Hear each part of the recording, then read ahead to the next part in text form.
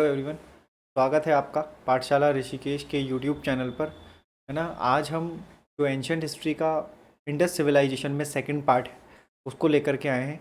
Second part की मैंने इसलिए बात की थी क्योंकि कुछ क्वेश्चंस रह गए थे जो इम्पॉर्टेंट है। ठीक है, तो अगर आपने नहीं देखा है तो थ्योरी बेस्ड और ज़्यादा एमसीक्यू और ज़्यादा डिटेलिंग में हम फर्स्ट पार्ट में गए हैं और वहाँ पर हमने ठीक ठाक डिस्कस किया है। इतने क्वेश्चन सिंधु घाटी सभ्यता से बनते हैं, अगर आप मेरी दोनों वीडियोस देख लेंगे तो वो लगभग कवर हो जाएंगे इंडस वैली सिविलाइजेशन। और एक बार समझिए तो आसान है आपके लिए। ठीक है, पाठशाला ऋषिकेश के ऑफलाइन बैचेस स्टार्ट हो गए हैं, चाहे वो अभी उत्तराखंड की जो लेटेस्ट वैकेंसी आई है उसके रिगार्डिंग है कि सभी जो ऑफलाइन बैच हैं वो स्टार्ट हो गए हैं। ठीक है, तो एसएससी पीसीएस बैंक के न्यू बैचेस हैं, आप इनरोल कर सकते हैं। हम चलते हैं क्वेश्चंस की तरफ।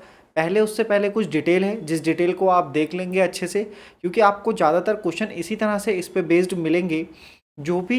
जो प्रमुख स्थल रहे हैं हड़प्पा सभ्यता से, जिसे हम हड़प्पा सभ्यता कहते हैं, या हम सिंधु सभ्यता या हम इंडस सिविलाइजेशन कहते हैं, उसके तहत कुछ नगरों की खोज की गई, उनको खोजा गया और ये पाए गए तो ये किसी न किसी नदी के किनारे थे, क्योंकि सिंधु घाटी सभ्यता जो थी उसका जो नामकरण हुआ है सिंधु घाटी के आधार पर वो सिंधु नदी के किनारे पे हुआ है।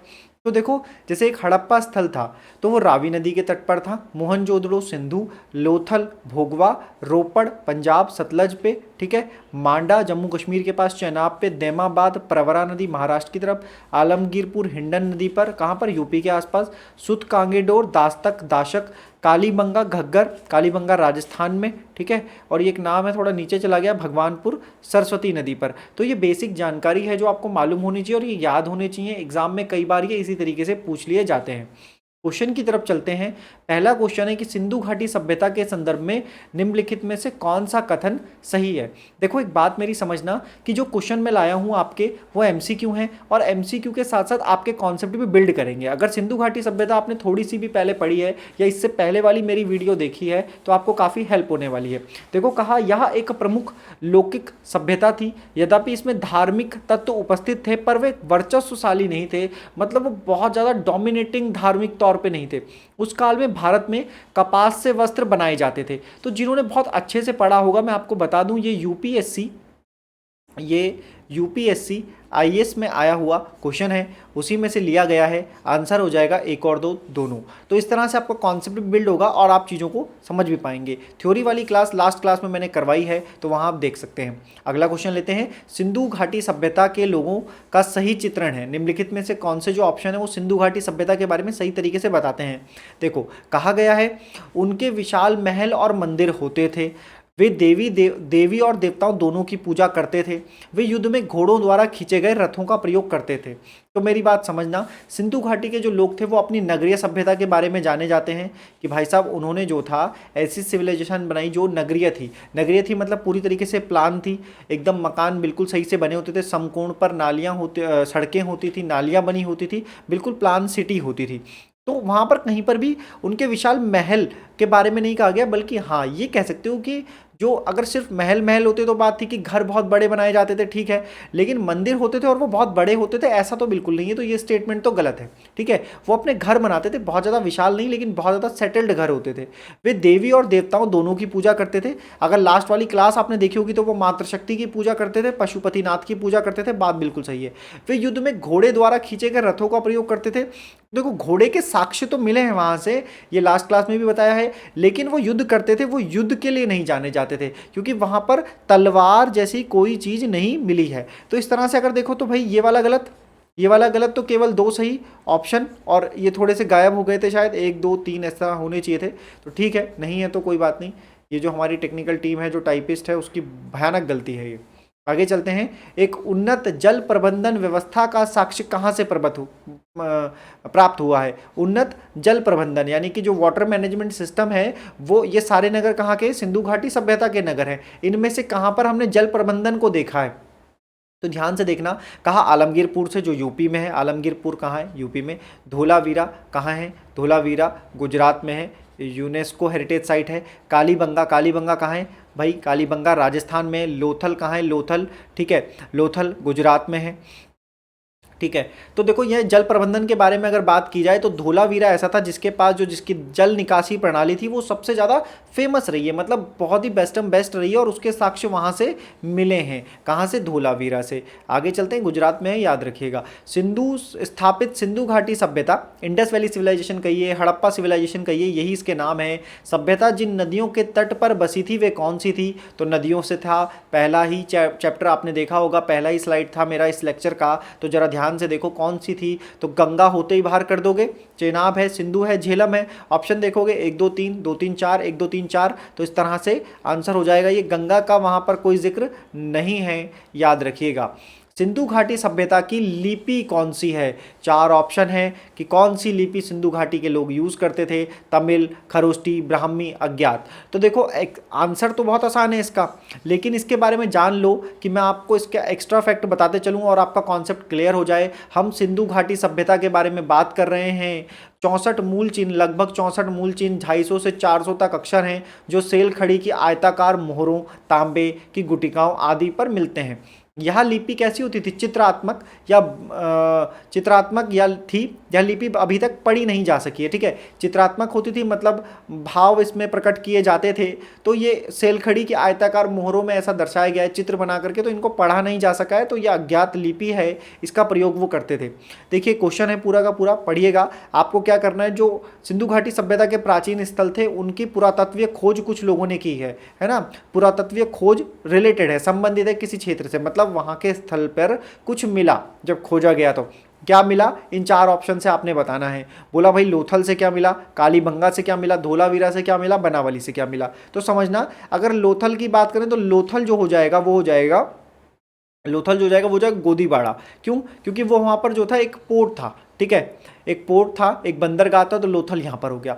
कालीबंगा की बात है, धोलावीरा की बात है, बनावली की बात है। तो देखो कालीबंगा से मिली है हल्की प्रतिकृति, ठीक है, हल्की प्रतिकृति नहीं, कालीबंगा से मिला है, इसको थोड़ा सही कर लेते हैं। कालीबंगा से मिला है जूते हुए खेत का साक्ष्य, ये देखा नहीं मैंने, मेरे को लगा यहीं पर कहीं पर होगा। तो धोलावीरा को देख लेते हैं। धोलावीरा क्या है? धोलावीरा है हल्की प्रतिकृति, और बनावली से मिली है, इसको एक बार देखिए, दोबारा सही करता हूँ, सही से मैच कर देता हूँ ताकि क्लियर रहे, आपको आसानी से मिले। लोथल हो गया गोदीबाड़ा में, ठीक है, ऑप्शन होते हैं तो और आसान हो जाता है गोदीबाड़ा में। कालीबंगा से मिला है जुता हुआ खेत, ठीक है, कालीबंगा से मिला है जुता हुआ खेत। फिर है धोलावीरा की बात करेंगे, धोलावीरा से मिली है हड़प्पन कालीन, धोलावीरा से मिली है, धोलावीरा से मिला है, इसको सही करते हैं, धोलावीरा से मिला है, धोलावीरा से मिला है हड़प्पा लिपि की बड़े आकार के 10 चिन्ह, ठीक है। बनावली जो हरियाणा में है इससे मिली है हल्की प्रतिकृति, ठीक है। ये थोड़ा आगे पीछे क्योंकि लिखा हुआ है, मिस हो गया है, वो शायद लिखते समय इधर से उधर चला गया उसका कंटेंट, इसको सही कर दीजिएगा। ये इसके साथ है, 10 चिन्ह के वाला एक शिलालेख किसके साथ मिला है? तो कहोगे धोलावीरा से, ठीक है। बनावली से क्या मिली है? हल्की प्रतिकृति मिली है। कालीबंगा से क्या मिला है? जुता हुआ खेत मिला है। इस तरह से मैच हो रहा है, बिल्कुल करेक्ट मैच है। आगे देखते हैं और सीधे चीज़ें समझते हैं, लिखी हुई भी हैं, एक्सप्लेनेशन भी है, तो यहीं देख लो। हड़प्पा सभ्यता के स्थलों में खंबात की खाड़ी के निकट स्थित लोथल, खंबात की कहानी कहाँ? गुजरात से गोदीबाड़ा, मतलब पोर्ट के साक्ष्य मिले हैं।